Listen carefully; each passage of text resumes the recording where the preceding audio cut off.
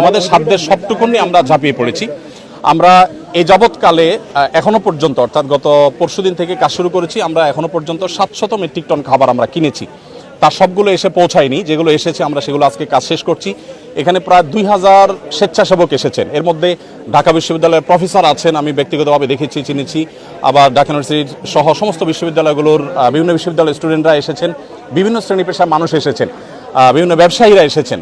তো এমন ছোট ছোট শিশুরাও এসেছে, তারা প্যাকেজিংয়ের কাজে হেল্প করছে। আমাদের ইতিমধ্যে 5-7টি গাড়ি ইতিমধ্যে স্পটে পৌঁছে গেছে এবং মহিপালে বাংলাদেশ সেনাবাহিনীর যে ক্যাম্প, সেখানে আমরা আজকে সকালে 2 ট্রাক মালামাল হস্তান্তর করেছি, আর 3 ট্রাক গত রাতে চলে গেছে।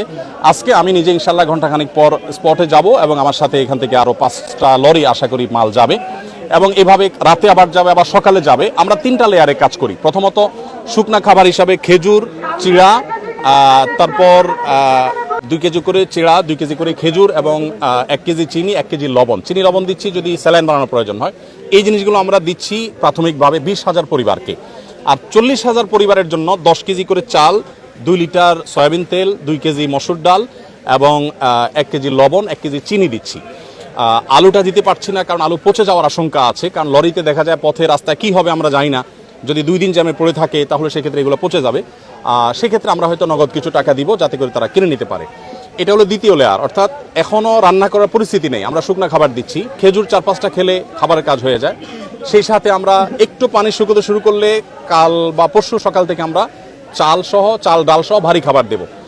এরপর তারা যখন ঘরবাড়িতে যাবেন তখন আমরা 25 কেজি করে চাল ইনশাআল্লাহ আশা করছি যে আমরা 20,000 পরিবারকে দেব।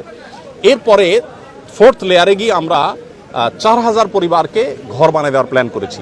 পরিপূর্ণ ঘর বানাতে না পারলেও 4 বান করে টিন এবং কিছু নগদ টাকা 10 বা 20,000 টাকা, যেটি আমাদের সুযোগ আমরা এটা দেবো। এখনো পর্যন্ত আমাদের কাছে ফান্ড এসে সব পৌঁছায়নি। আলহামদুলিল্লাহ গত 24 ঘন্টার ভিতরে প্রায় 3 লক্ষ মানুষ আমাদেরকে অনলাইনে ডোনেশন করেছেন। এর ভিতরে 1 টাকা, 5 টাকা, 10 টাকা সব রকমের আছে। এই সর্বসাধারণের দানের টাকা আমাদের কাজগুলো চলছে। আমরা সিলেটের বন্যা, 22-এর বন্যায় প্রায় 18 কোটি টাকা আমরা খরচ করেছি এবং এর মধ্যে 1000 মেট্রিক টন খাবার ছিল, 1000 ঘর নির্মাণ করেছি, 1000 কৃষককে আমরা 5,000 করে টাকা দিয়েছি। তো আলহামদুলিল্লাহ এবার আমরা আশা করছি যে সেটা আরও ব্যাপকভাবে করব, কারণ বন্যা পরিস্থিতি অত্যন্ত ভয়াবহ। প্রতিনিয়ত আমাদের কাছে সাহায্যের জন্য মানুষ আসছে, রাত দিন আমাদের কর্মীরা কাজ করছেন, সর্বস্তরের মানুষ এখানে এসে কাজ করছেন। আমি আপনাদের মাধ্যমে উদাত্ত আহ্বান করতে চাই আমাদের দেশের সর্বস্তরের মানুষকে। আমাদের দেশে মানুষ একে অন্যের বিপদে ঝাঁপিয়ে পড়েন, এর পূর্বে আমরা বিভিন্ন সময় দেখেছি।